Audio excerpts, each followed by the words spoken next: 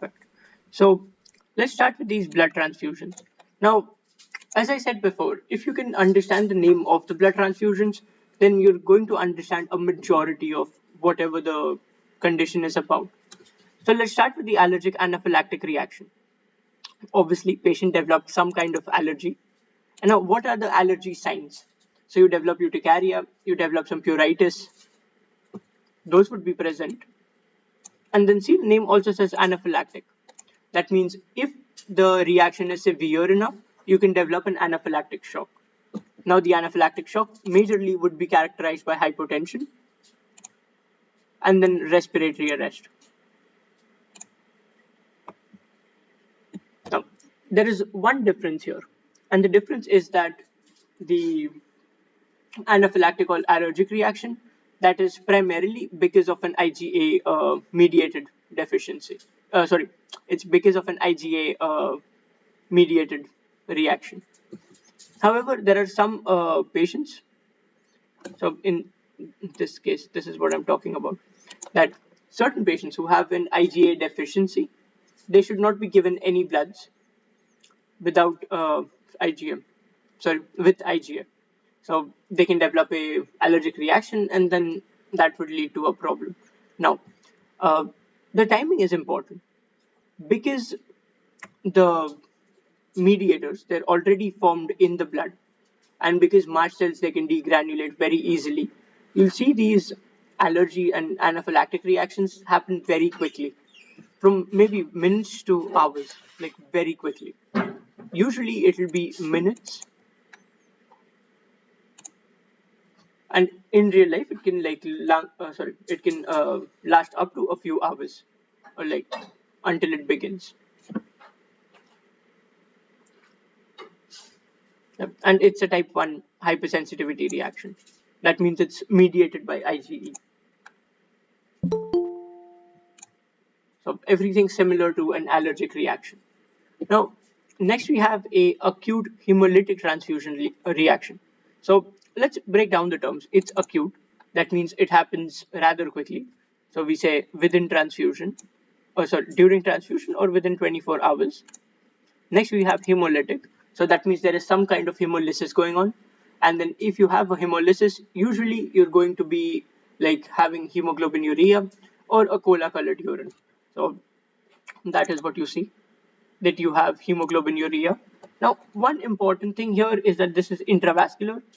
That means it happens within the blood, or like within the blood vessels. Now, the reason why this happens is because you've already formed antibodies. So this is also because of the preformed antibodies. And one difference between allergic reactions and acute hemolytic transfusion reactions is that this is actually a type 2 hypersensitivity reaction. So do you guys remember what happens in type 2 hypersensitivity reactions?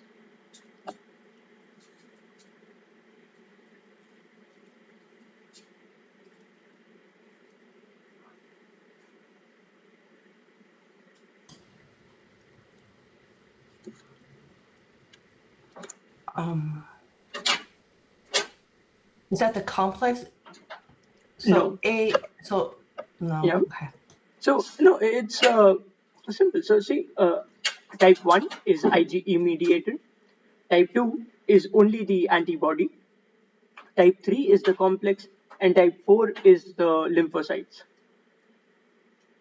So type 2 is an antibody. See, we said that this is because of preformed antibodies.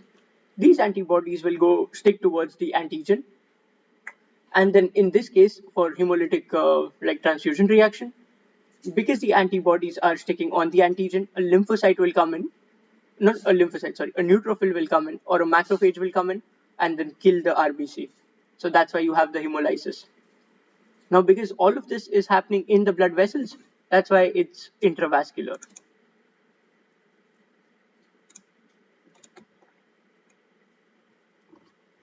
Now, obviously, you will develop some fever, you'll develop some hypertension and tachycardia, tachypnea. All of these things are happening because your body is going through an immune response, and that's why you have all of these symptoms. They're pretty non-specific.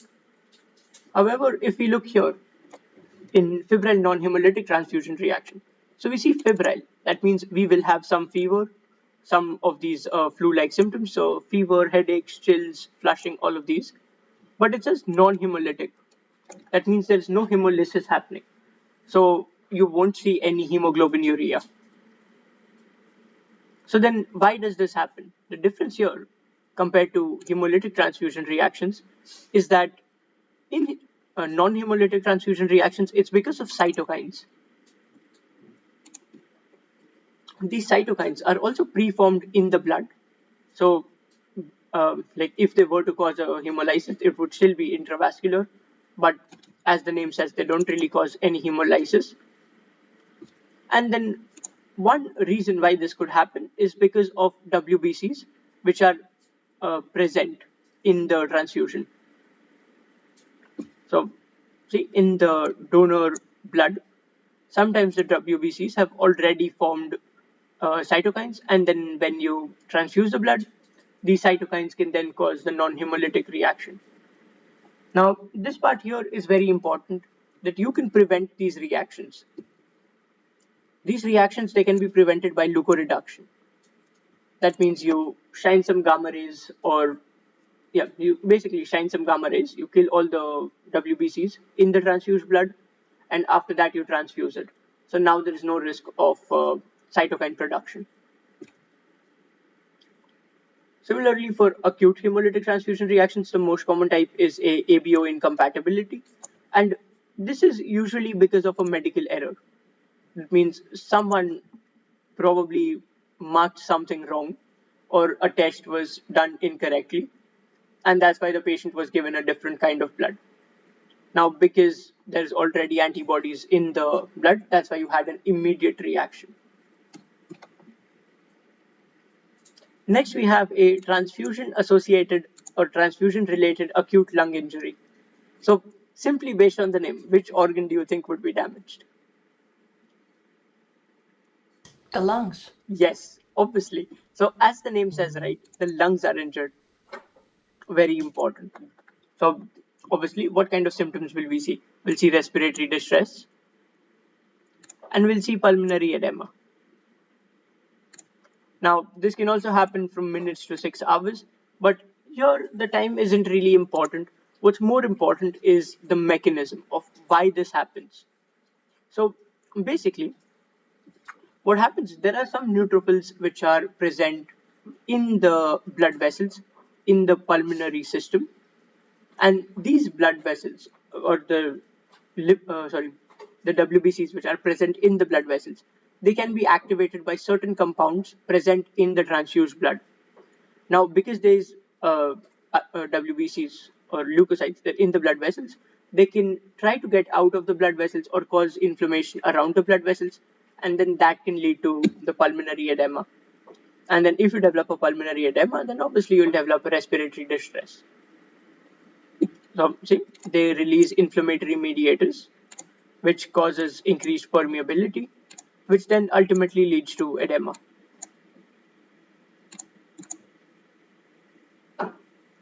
Now, why did this happen? Because there were some neutrophils which were around the blood vessels in the lung. Finally, we have a delayed hemolytic transfusion reaction. So now it's delayed. So this transfusion reaction, it's delayed. So that means it's going to happen after 24 hours. So see, onset over 24 hours. And because it's delayed, it can happen like in weeks. It might take weeks to develop the problem. Now, why does this happen? This is, I would say, similar to an ABO incompatibility, where like the blood typing wasn't correctly done. However, this is because of minor antigens. So here they've given us an example of RH bracket D. So that's it. That is one that you can remember. But remember that majorly this is because of minor like antigens. Now, because these are minor antigens, so the body wouldn't have preformed cytokines or preformed immunoglobulins against these smaller antigens. That's why the splenic macrophages will be responsible for killing these RBCs. That's why it takes longer. And now, because the spleen is, or the splenic macrophages, are removing these RBCs. This is an example of an extravascular hemolysis. And then extravascular hemolysis basically means it's outside the blood vessels. Now, uh, symptoms usually they're pretty mild because your spleen is just removing all the RBCs which are defective. So generally they're self-limited. Mild fever, clinically silent. So not a lot is happening. Sometimes you might see symptoms, sometimes you might not even see these symptoms. So any questions about these transfusion reactions?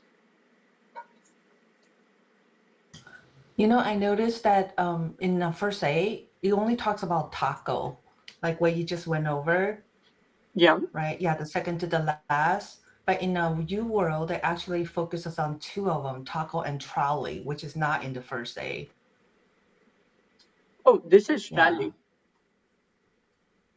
Wait, R that's A L trolley. I Then what's no? T R This A is the L one with I. infusion. Oh, wait, what?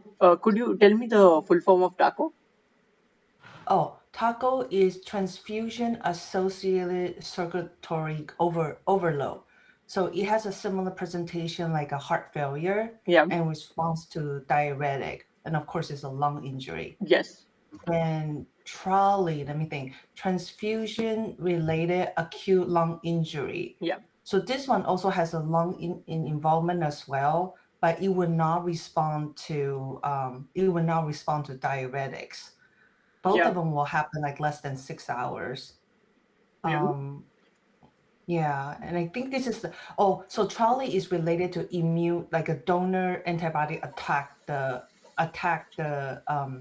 recipient's lungs. Yeah. But taco is like fluid overload, so it Yes. looks just like heart failure. But now, even with taco, if you were to like focus on the name, it says transfusion associated cardiovascular overload. Yeah, Circulatory overload. Yeah, circulatory overload. circulatory overload. Yeah. So that means you've actually given them too much fluid. So Mm-hmm. because you gave them too much fluid, now one, they've developed hypertension.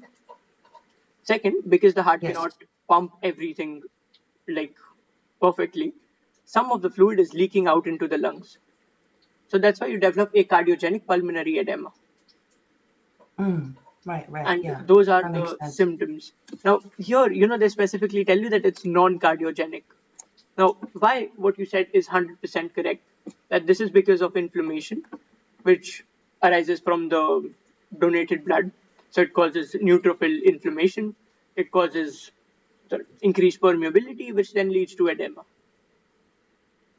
Mm-hmm. Okay. And then in TACO, you have the circulatory overload. Basically, if you give someone, let's say, 8 liters of IV fluid within a span of 1 day, yeah, I think that should be enough to cause TACO. Like you've given them too much fluid. Yeah. Yeah. So usually when we transfuse 2 packs of units of blood, we usually will follow with like 10 to 20 milligrams of furosemide, just to make sure that they don't go into overload. Yeah. Yeah. Okay. Thank Yep. you. Okay. So this part, sadly, you will have to memorize it. And all of this is actually very important because they might directly ask you questions. Like they might just tell you, okay, patient has myasthenia gravis, which of these antibodies might the patient have? And let's say they just give you these four. So this you need to memorize. There's actually no way around it. Yeah, there's a lot of antibodies. But don't worry, it's easy to memorize. Okay. Next we have, oh, actually, before we do that, so any questions about the like blood transfusion related injuries?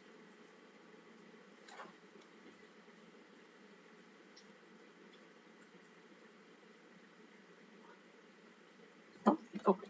So then let's move on to the immunodeficiencies. Okay. So the first condition that we have. It's called X-linked or Bruton's agammaglobulinemia. So let's break down the actual name of the disease. It says X-linked. That means the condition is X-linked. See, it's an X-linked recessive condition.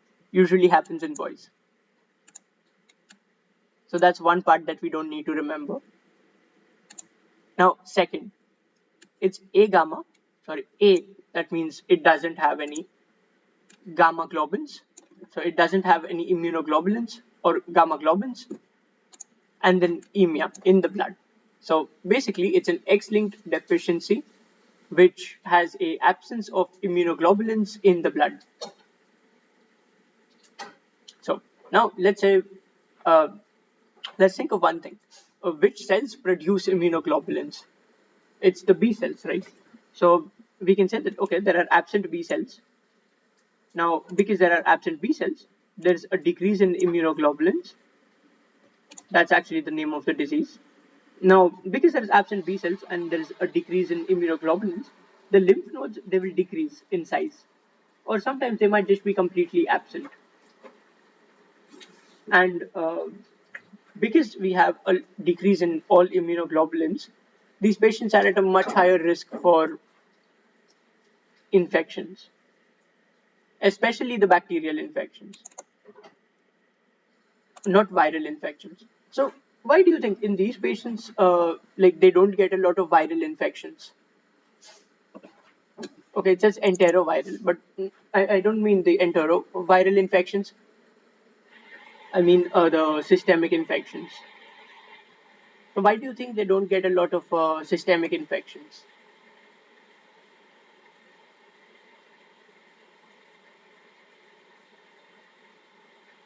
Maybe they have higher immunity. No, not higher Or the immunity. T cells are T normal? cells. Yes, so T cells are normal. That's why the viruses are being killed. It's only the bacteria. But then why do you think it's only the enteroviruses which are causing infection? All other viruses are normal. It's only enteroviruses which are causing infections. So why do you think that is happening? Mm, Or the lack B cell and antibodies? Yeah, okay. So B cell and antibodies, that makes sense. But why only in the GI system? Like which immunoglobulin is present in the GI system? Oh, IgA? Yeah. And IgA, it lines the entire mucosa. So think about it. If you lose IgA, your mucosa is like defenseless. So that's why you have a much higher risk of these enteroviral infections.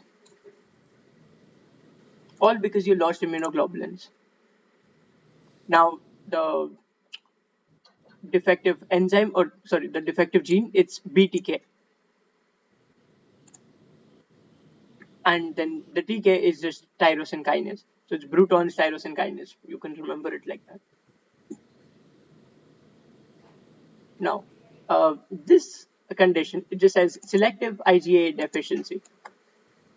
So basically, the condition itself is telling us that hey, look, there's only a deficiency of vitamin A. We say okay, so there's a deficiency of vitamin A. Now, which places is vitamin? So not vitamin, immunoglobulin. So which places is immunoglobulin present in? What do you guys say? mm,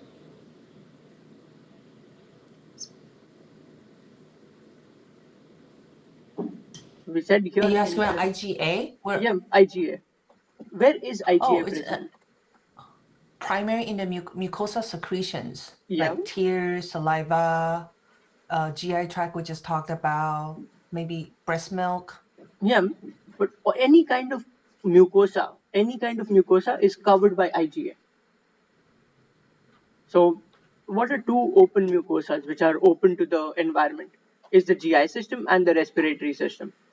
So, because these patients have a deficiency of IgA, obviously you'll have more airway and GI infections.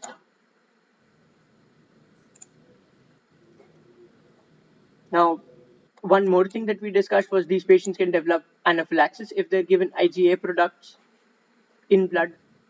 So that was one thing that we discussed in the transfusion reactions. Now, there are two things which you do need to remember, and even if you don't, it's all right because this will make up a majority of questions. But then remember that because of the deficiency of IgA, you have a much higher risk for developing autoimmune conditions, and along with that, you can also develop atopy. But these, I would say, are less important compared to the airway and GI infections because these will happen quite frequently. Now, we said that this is a selective IgA deficiency. So, okay, IgA goes down, but it's normal IgG and normal IgM. Why? Because it was a selective deficiency. And then obviously you're at an increased risk for giardia because giardia is also a GI infection. So obviously you're at an increased risk for all GI infections.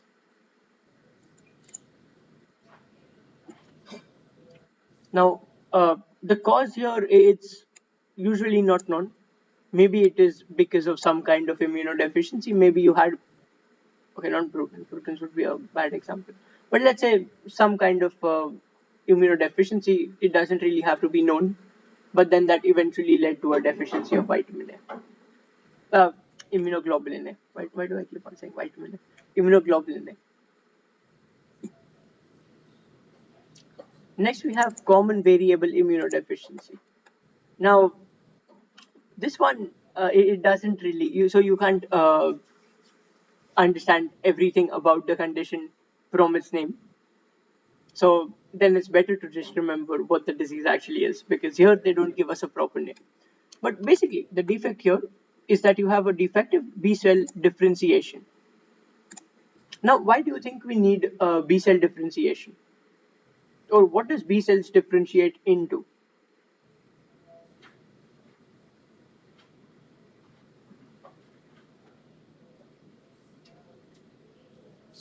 So, It developed into antibodies, Yeah. right? So B cells can differentiate into different antibody producing class. Plasma cells, yeah, that is also correct. It can also differentiate into plasma cells. So because the B cells are differentiating into plasma cells, you'll have decreased plasma cells. And then because of a defective D cell differentiation, it's not maturation here, but only the differentiation. So because of differentiation, you might also develop decrease in immunoglobulins. So okay. couple of things. Let's say you decrease immunoglobulins, you'll have similar symptoms, right? You'll develop increased autoimmune conditions. You might increase these infections, sinopulmonary infections, bronchiectasis. You might develop lung problems. Now, a couple of interesting things here. Because of the decrease in plasma cells, and because plasma cells are the antigen presenting cells, you're at a much higher risk for developing cancer. Why? Because usually when a cancer is detected, it's consumed. That antigen is presented or like given to the antigen presenting cells, which present it to the T cells and the NK cells. And then also they don't really present it to the NK cells. The NK cells do their own thing. But the antigen presenting cells give the antigen to the T cells, and now the T cells are going and looking for the bacteria. So not bacteria, but the virus or the cancer. So now, because this entire process is defective, because you don't have the plasma cells, you're at an increased risk for cancer and autoimmune conditions too. So, any questions with these three conditions?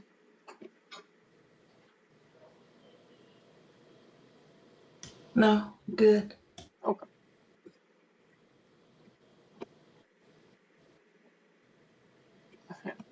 So next we have thymic aplasia, or rather DiGeorge syndrome. Now, DiGeorge syndrome, there is a mnemonic that you need to remember, and it is this one, the Catch-22 mnemonic. Now, what does Catch-22 mean? It means cardiac defects with the C, abnormal facies, thymic hypoplasia, cleft palate, and then hypocalcemia. Now, the reason why you have all of these symptoms is because of a defect of the third and fourth pharyngeal pouches from being developed. Now, let's say here, yeah. you have the thymic hyperplasia. So then what kind of infections do you think this patient will have majorly?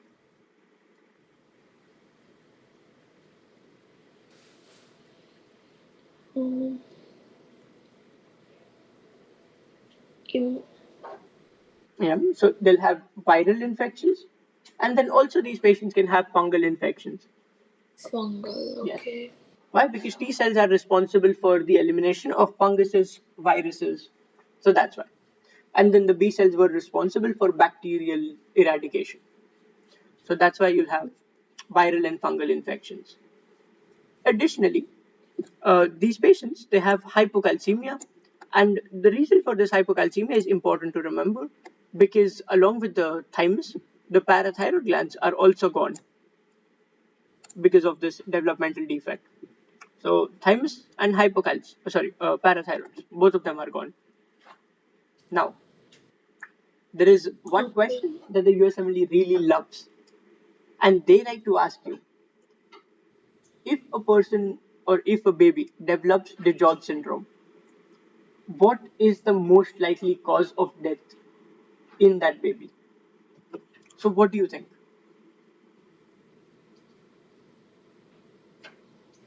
Mm,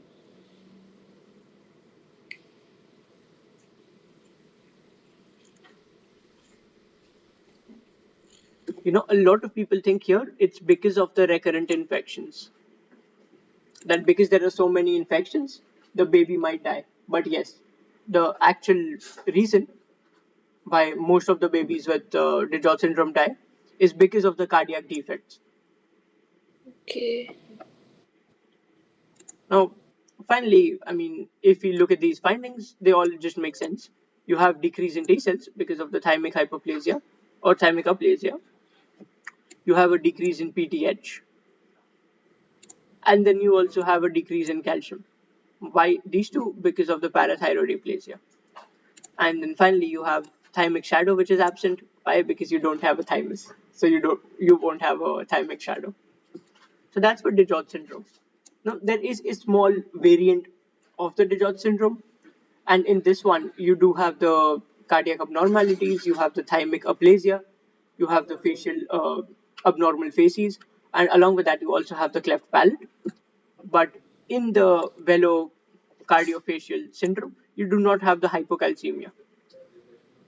So you have all the other ones except for hypocalcemia. That's the difference between DiGeorge and velocardiofacial syndrome. So next we have a interleukin 12 receptor deficiency. So interleukin 12, that is actually interleukin which is responsible for the activation of the Th1 CD4 lymphocytes. So now if you have a deficiency or a receptor deficiency, that means the Th1 cells won't be able to be, so they won't be activated. Now, because they're not activated, uh, they won't be able to release one of the compounds, which is interferon gamma. Now, what do you think? Which cell does interferon gamma excite or activate?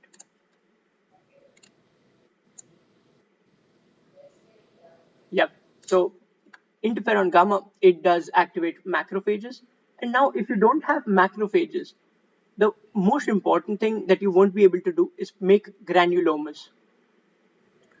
Now, why do you make granulomas? You make granulomas against TB, you make granulomas against fungal infections, the caseating granulomas. But now, because you cannot make these granulomas, the infection will continue to spread. And that is why you have these disseminated infections.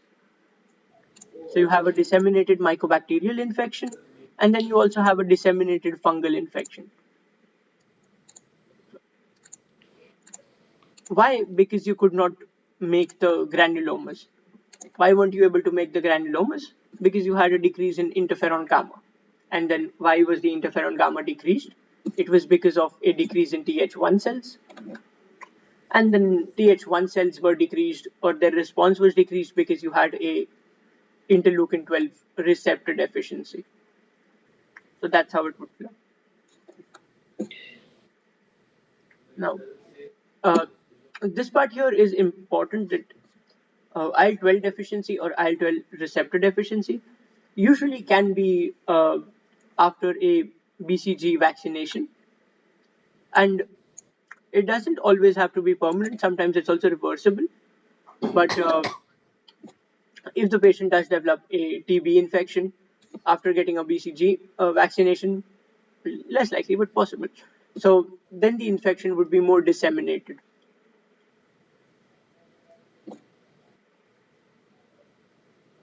Right? Now, this one, it's autoimmune, sorry, autosomal dominant. So we already know what the like inheritance of the condition is. So it's autosomal dominant, and then it says hyper IgE syndrome. So that means the IgE antibodies are elevated. Okay, so we write increased IgE.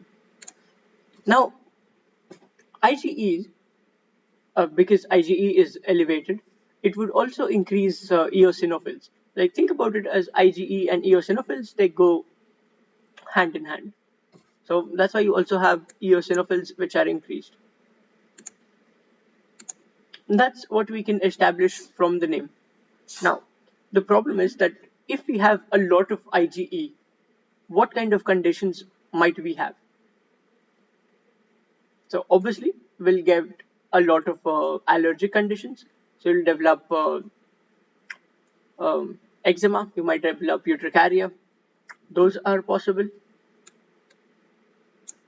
However, one thing that happens, right, is that the increase in IgE, it's not because, so it's not that only IgE is increased and then all the other antibodies are normal. It's that IgE is increased, and that's why the other antibodies or immunoglobulins, they decreased. So basically, now you're thinking that you have increased IgE, but you have a decrease in IgA, a decrease in IgG, and a decrease in IgM. What these things might cause is, one, you'll develop a lot of abscesses,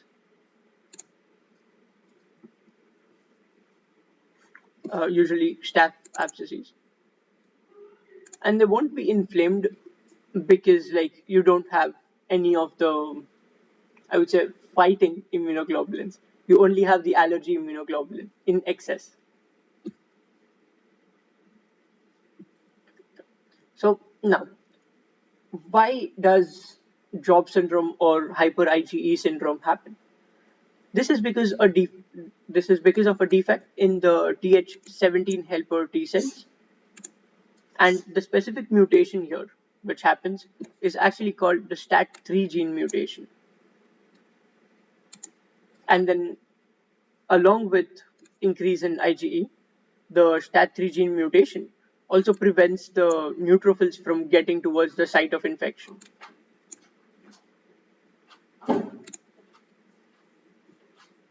So I would say these here are the most important ones. Remember that these patients get a lot of staph abscesses. Along with that, they get dermatologic problems such as eczema, and that they can get fractures. Fractures, I would say, is the most important symptom for these patients. I'm not exactly sure how they get fractures. I believe it's something to do with the immunoglobulins, which are responsible for, or not immunoglobulins, but because you have a lot of neutrophils in the blood, then you also have a lot of osteoclast activity, which might then kind of weaken the bones. That's my assumption, but I'm not 100% sure on why this happens. So the next one is called chronic mucocutaneous candidiasis. Now this one, it's very easy. It says chronic, that means we know that this has been happening for a very long time. Mucocutaneous, that means it happens in the mouth. And candidiasis. So now, what about candidiasis? Do you think the lesion from candidiasis or the white flags from candidiasis, can they be easily scraped off or no?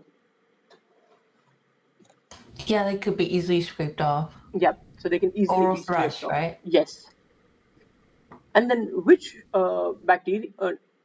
virus causes lesions which cannot be scraped off?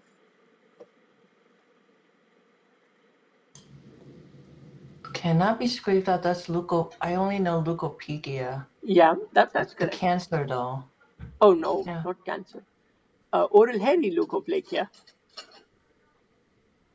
Oh, okay.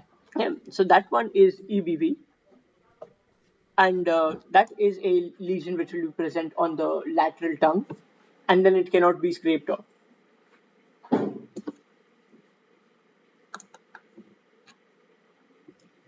Yep. Now the okay, think about Candida. Candida is a fungus, right? And then which cell is responsible for killing all the fungi? The T cells. So obviously, if you have a chronic candidal infection, there is some kind of problem with the T cells. So okay, they say a T cell dysfunction. Now, why is there a T cell dysfunction? It's because of a specific protein called the AIRE or the air protein.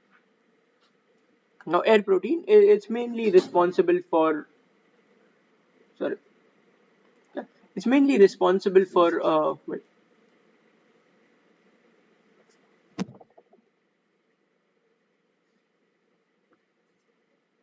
like it's responsible for intra cell transport.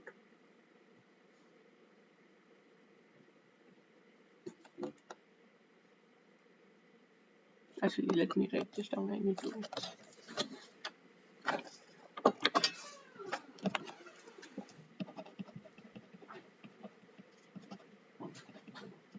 Yep. I'll send you what air protein does in the chat. I feel like I'm blanking out on the protein.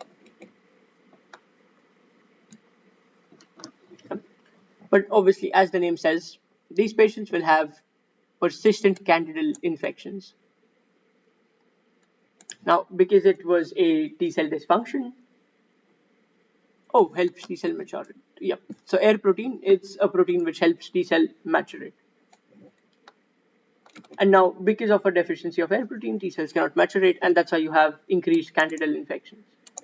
Now, one thing about mucocutaneous candidiasis is that these patients they usually don't have T cells in vitro.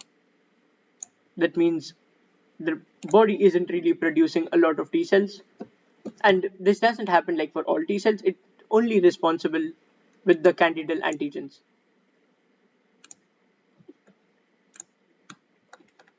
So that's mucocutaneous candidiasis. So any questions with these conditions? Like all 7 of these conditions? That's good.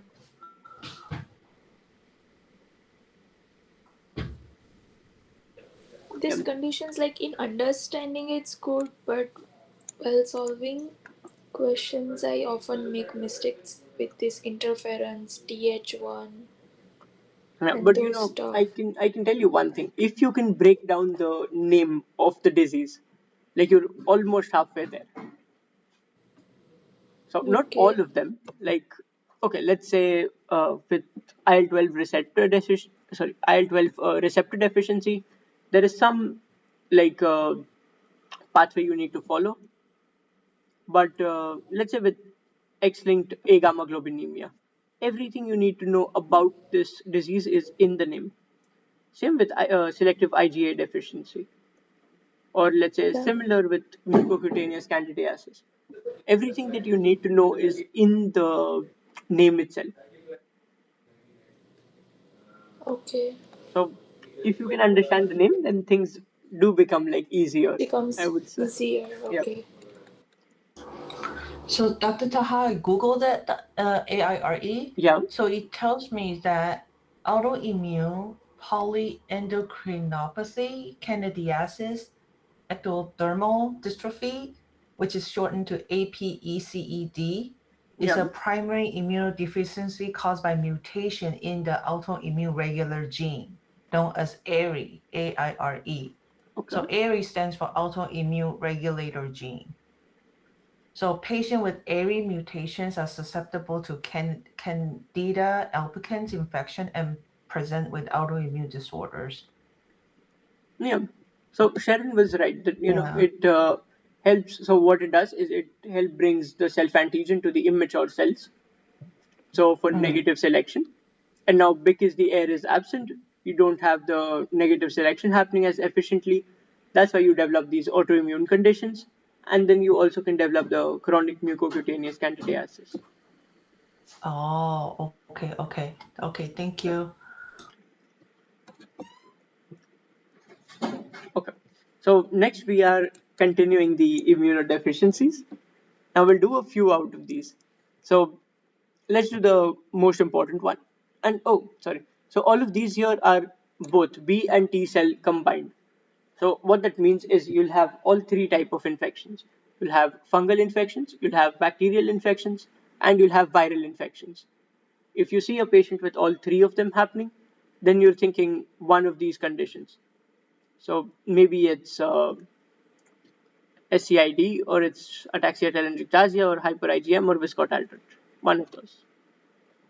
So let's start with severe acute combined, sorry, severe combined immunodeficiency, SCID. Now, because it's a deficiency of both T and B cells that we've already said, you'll have all of these different kind of conditions. Along with that, even these are all like mixed. So you have diarrhea because of the enterovirus, you have the thrush because of candida, and failure to thrive. Now, obviously, the reason why this happens is because, sorry, because of let's say there's two or three different reasons why this can happen. The first one, and the most common one, is that you have a deficiency or a lack of the interleukin 2 gamma chain. So this one, the IL-2R gamma chain. Now that's one, and it does the same thing as the IL-2. So do you remember the function of IL-2?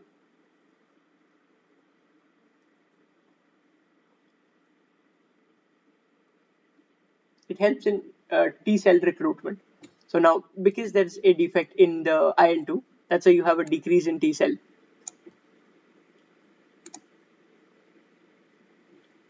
Oh yeah, T cell growth and activation, right? Yes. Oh, Okay. oh, sorry, I accidentally said recruitment. Sorry, T cell like development. So that is the most common form. And if you don't have that, you can also have a deficiency of adenosine deaminase. Now, adenosine deaminase it is an enzyme again which is responsible for T cell development.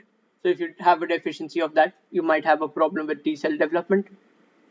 That is possible. Now, couple of findings which are important.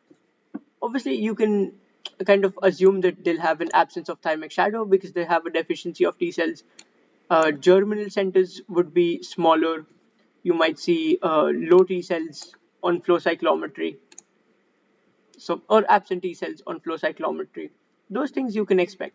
However, this part here is what's important, that you have a decrease in T cell excision circles, so the Tregs. I would say that is a good buzzword that the USMLE uses. So this part here important to remember, along with these deficiencies. So have the IL-2R and the adenosine deaminase. So these are for T cells. Now for the B cells, you can have a RAG gene mutation, so the RAG mutation. And what the mutation will do, it will actually cause a defect in the VDJ recombination. Now we already talked about this, that the VDJ recombination, it's responsible for the production of the variable uh, part of the immunoglobulins. So if you have a deficiency of the VDJ, then obviously you won't be able to produce enough immunoglobulins. And now because you're not able to produce enough immunoglobulins, you suffer like the, I would say not suffer, but you would have symptoms of defective B cells. which is the enteroviral infections and then also the bacterial infections. I would say this here is one of the most important combined immunodeficiencies. Probably mark that with the red.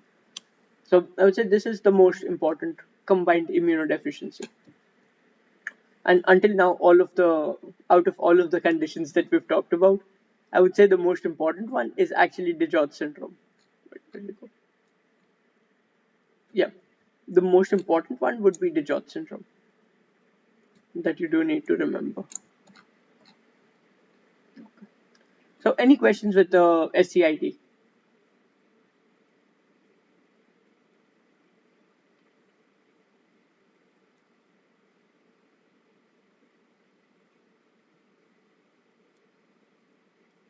Okay. Okay. So then let me